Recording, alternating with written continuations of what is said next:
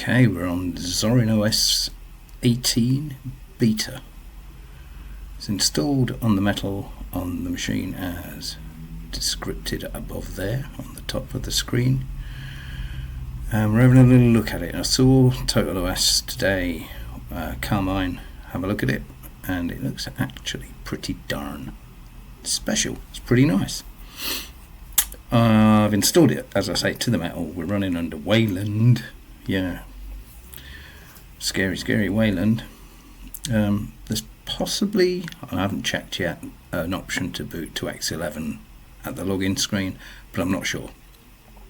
I've done nothing to this other than install OBS Studio, and I think it brought in VLC with it, because it generally does.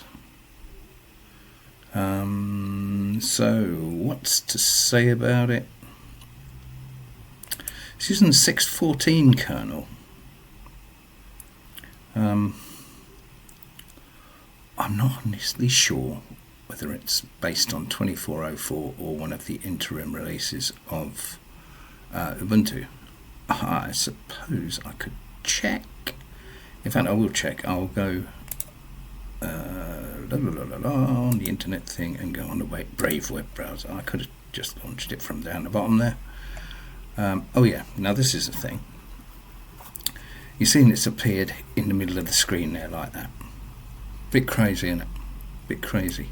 But look, you get any old window, you take it to the top of the screen, and you can choose its arrangement on the screen like this. You can go full screen, but yeah, it's just a simple case of dragging your mouse pointer while you've got the window at the top of the screen. I mean, I could leave it there. Why would I do that? Why would I do that? I could leave it on the right, I could leave it on the left. I think I'll leave it there actually for the minute, and then it's just going to blat out my writing. But let's set that as the default browser for the minute. Match the system settings. Want better search? No. Show private and non-split? No, thank you. Finish that. Now let's have a look. See Zorin 18 beta.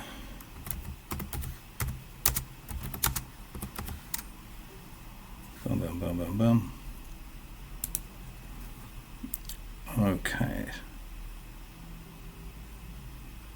Okay, let's have a look at that. So Zorin OS 18 has entered its beta phase, offering a significant update for users seeking familiar for blah blah blah blah blah. It is based on Ubuntu 24.04.3 LTS Noble Numbnuts. Okay, and it brings a kernel 6.14 for improved hardware support, enhanced drivers, and performance gains under the hood. Pipewire is now the default audio server, so it seems to be working alright, providing better sound quality and lower latency. Well, let's hope so. The most noticeable changes are in the user interface and experience. The desktop features a refreshed design with more rounded UI elements. Well, they are quite rounded, except for the bottom. The default panel has adopted a floating rounded style. As you see, it's floating and rounded looking. A new workspace indicator in the panel or activity overviewer helps users navigate between multiple desktops. Okay. Oh, that's this. Yeah, so I could go to the next desktop there. Boink, like that. Or I could just go. Let's go back to that one. Hello? Can we go back to... No? Alright, we'll just click that then. And then select that. And we're back. Yeah, I'm so pro. Okay, it defaults to running under Wayland, as I've said. It's got that funky swanky tiling doodad, which works with pretty much anything. As you see, just drag some up. You can go, oh, I want it there, do I want it there, you know, all of that. And that's pretty cool. It's currently in beta, and I would imagine if it's based on Ubuntu 24.04.3, it said, the beta will just upload an update to the final release when that happens, which shouldn't be too long now because this is pretty polished as it is. So let's just quickly go through what you get. Alright, under accessorize, you get clocks, files, a text editor. Files being, oh yeah, it would have been like Nemo or Nautilus or something. Yeah, it's just files. It used to be called Nautilus back in the day of GNOME 2. A text editor. Would that be gedit? Would that be gedit?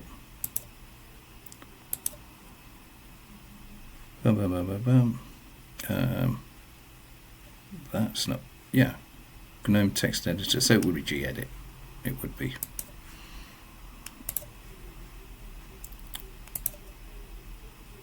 About preferences, yeah, so, yeah. Pretty cool. And a weather app, which is, I would imagine, straight from the GNOME shell weather thing. Search for city or country.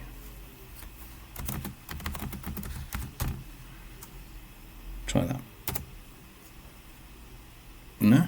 Okay. Let's try Northants.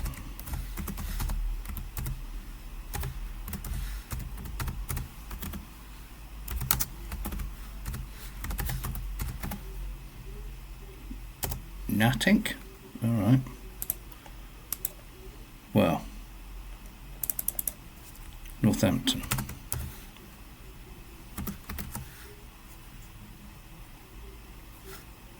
Well, we can have Northolt.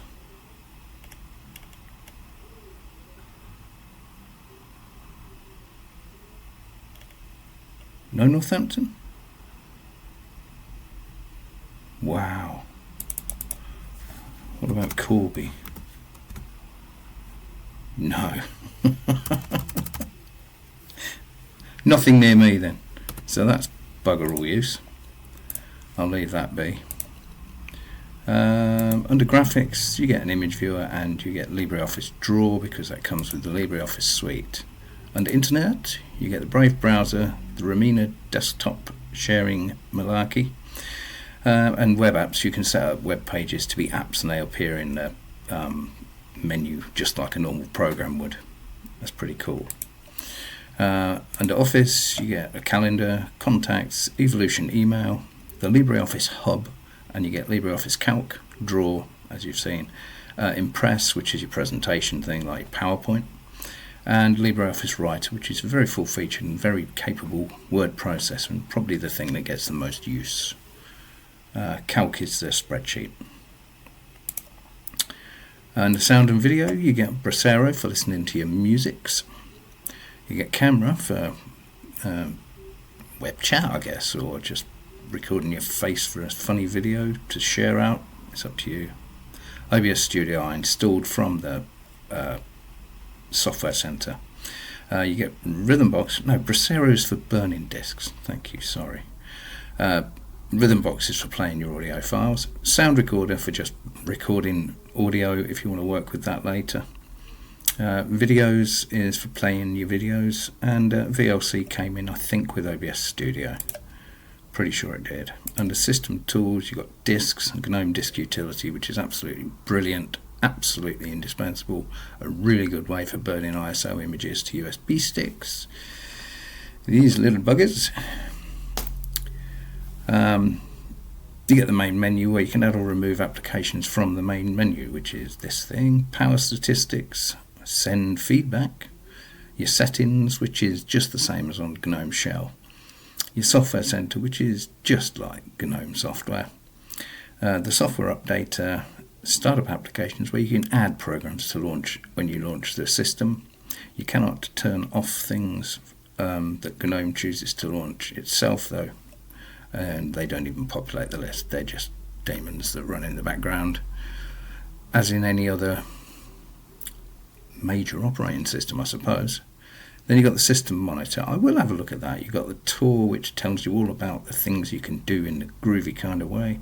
Upgrade Zorin OS. So this might be what you do when it comes out of beta, perform a release upgrade. I'm not sure.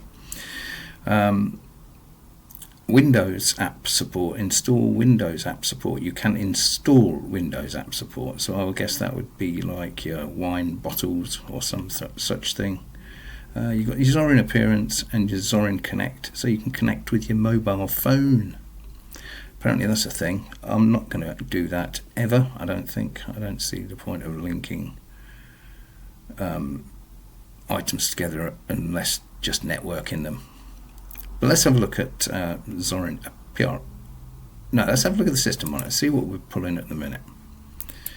So it's just like the same as the GNOME one. Bear in mind we are recording at 1920, 1080. It's easier to see if you just go to resources. Look, as you see, we've got 8 cores on this laptop. And they're not being overly taxed, even recording. So that's not bad. We're using 3.3 gigs of RAM, but I would imagine that would drop significantly, probably by about half when we're not recording.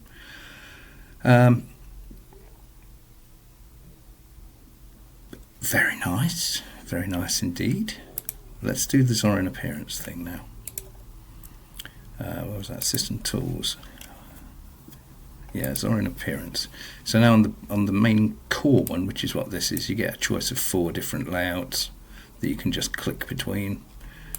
There you go. As you see, we're not just icons at the bottom now, we're labelled window buttons, and it's a slightly smaller bar.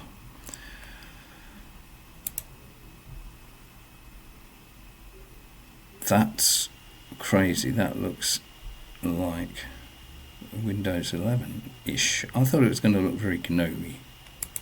And there's your apps. I guess it is kind of GNOME. Don't like it particularly. There's your GNOME one. Come on. Oh, that is it. You have to go up here. Yeah, okay. Swedish. I'm going to stick with the default. Thank you. I like it best. You can change the theme. Zorin Appearance. Zorin or other? Other? Oh, you can just change things piecemeal, like applications, icons, cursor, shell. So that's your widgets. These are your icons. Cursor is the pointy device, and the shell, I guess, is the window framing and so forth. Probably best not to mess with that if you're new to the sort of thing. I'm going to go to dark style because it saves battery, doesn't it? This is a laptop, so let's go dark. Boom. And even the wallpaper, you notice, has changed to a night view. That's kind of nice. I don't much like the blue, which is these things. I kind of like, I don't know, let's just go grey. As you see, it's changed accordingly. Under the effects, enable animations. Okay, so what are the animations? What happens when I minimize this? Boom, it just shrinks down like that. Turn on jelly mode. Come on, you can do it. And you get the wobbly windows. If you were using Linux back in 2008 to 2012 or 13, 14 maybe, it was all about translucency, wobbly windows and so on like that. It was more about looking at the desktop than using it for a serious operating system, quite honestly. I do kind of like this though.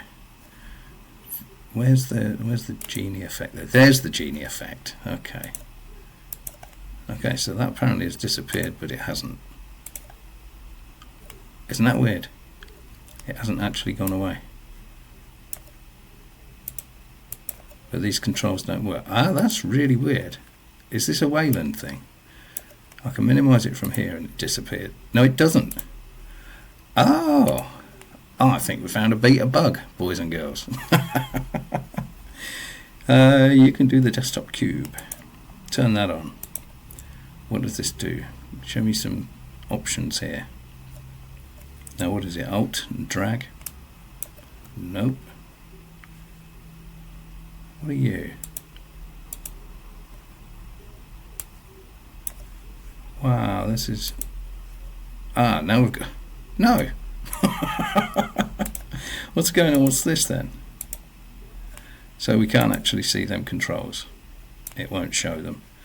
I'm thinking this is a Wayland thing. What I will do is I will append a bit at the end of this and see how it runs, if indeed you can log in under Xorg, which please let it be a thing. So yeah, this looks really nice. Spatial window switcher replaces Alt tab and Super tab with a 3D window switcher. Let's try that, shall we? Alt tab and Super tab with a 3D window switcher. What am that? Is that Alt and drag? No. Is it Alt and turn? No, it's not. I don't quite know what it is. Desktop. Adjustment zoomed, icons on desktop, icon size, you can add your home folder, you can add the rubbish bin, you can add mounted volumes if you've got a USB stick or a drive plugged in. Your network servers, you can have them showing as well. On the windows, new window placement centered. Window action key is super, which is the Windows key if you're using an old Windows machine. Attach modal dialogues. When on, modal dialog windows are attached to their parent windows and cannot be moved. That's cool. Okay. Advanced window tiling is on by default, and there are settings here. Whether or not it will allow me to see them, no, it won't. What is that? So that's the desktop cube thing. I'm going to close that window. Right, because that's just actually not even displaying. It's a beta. It's a beta. Title bar buttons. Go on the left or the right, you can choose that. We can stick them on the left there, stick them back on the right. See them move, these ones? On the left, bang, there we go. On the right there, cool. Double click toggles maximize. Does it? Middle click does nothing, secondary click does menu. Does it? Yes, it does. Okay. Where you can take a screenshot, hide, move, all's on top, all's on the visible workspace, move to best tile, move to leftmost tile, move to rightmost tile, and then you can choose these options here, much as in Mac OS. But with Mac OS, of course, that'll be in the maximize button as it appears there. Focus window, focus, click to focus. So if you've got two windows open and you want to work in this one and you've got this one open as well, you click this one to get the focus.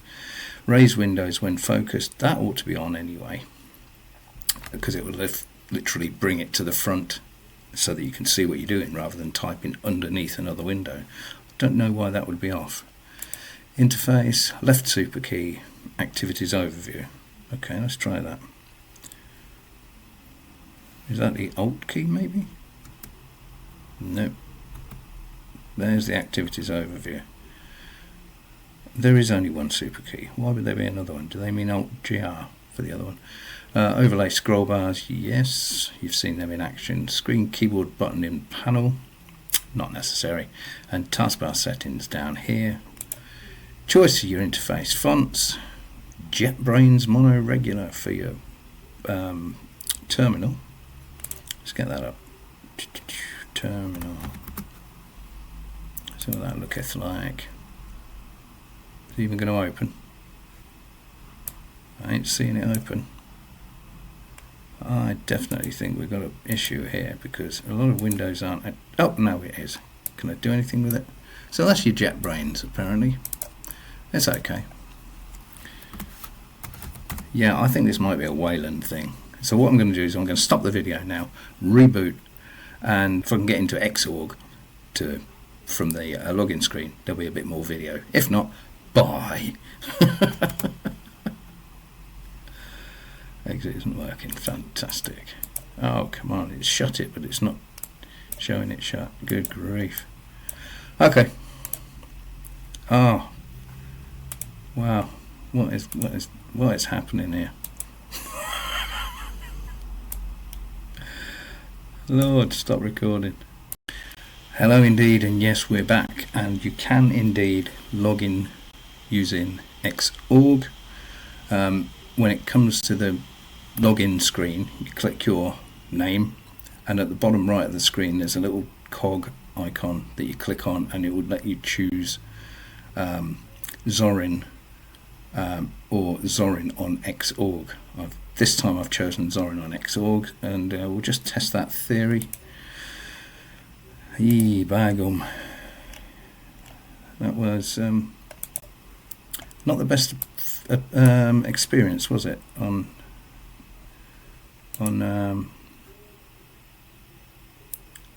where does it tell us? System details. Yeah, we're using X11 now rather than Wayland, so that's fantastic. Now let's see if it makes a difference in what we're doing. So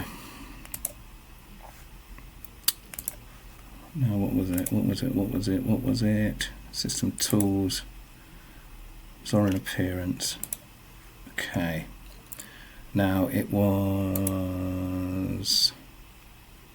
not that one, it was Windows, was it? New window placement, title bar buttons, double click toggle maximize. Still don't toggle maximize.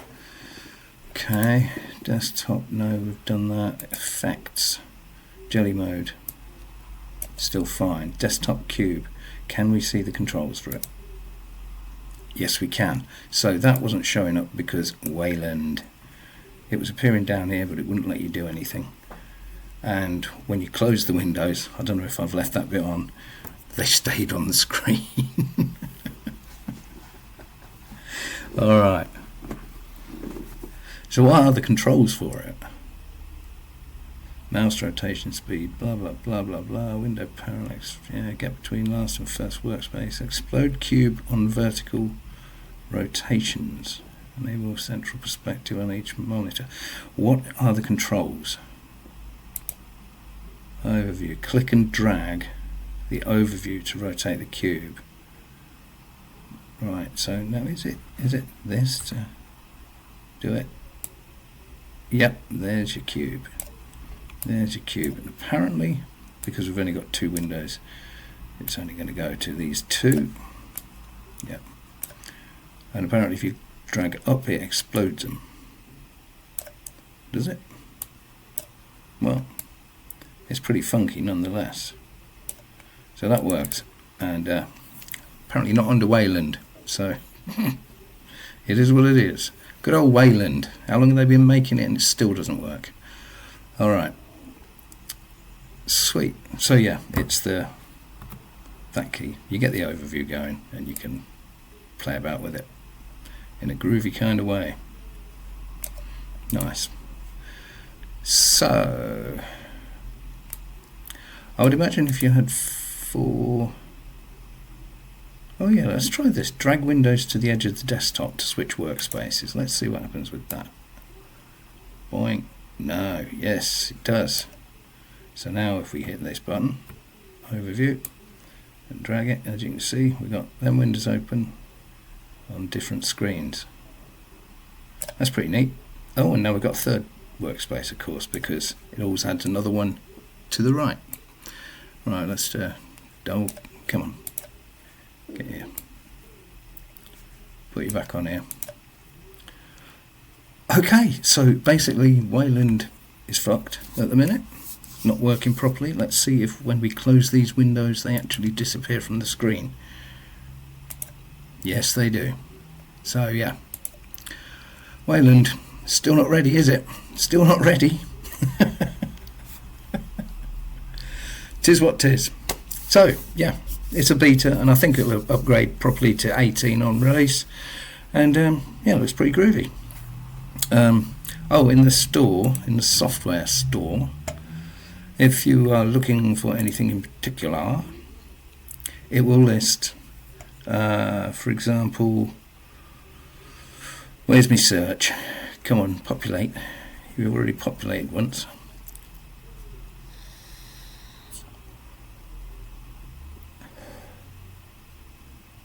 Okay.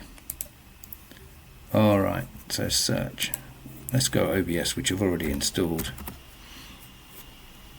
Okay, OBS Studio. It says installed. Now if you want to install it, you get options of which sort. You can install a Flatpak, a Snap, but you'd have to install the Snap Store first, and that. But I installed mine using the APT version, the general normal packaging rather than container app, because I don't like doing with them. I don't like doing with them. If I'm going to use anything containered, it will be an app image.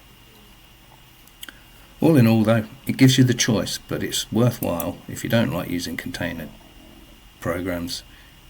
Check on the down arrow to see if there's one from the actual repositories. Okay, that's that. And that's me done. Stick with Xorg for the minute. Wayland ain't working right. Ta-da.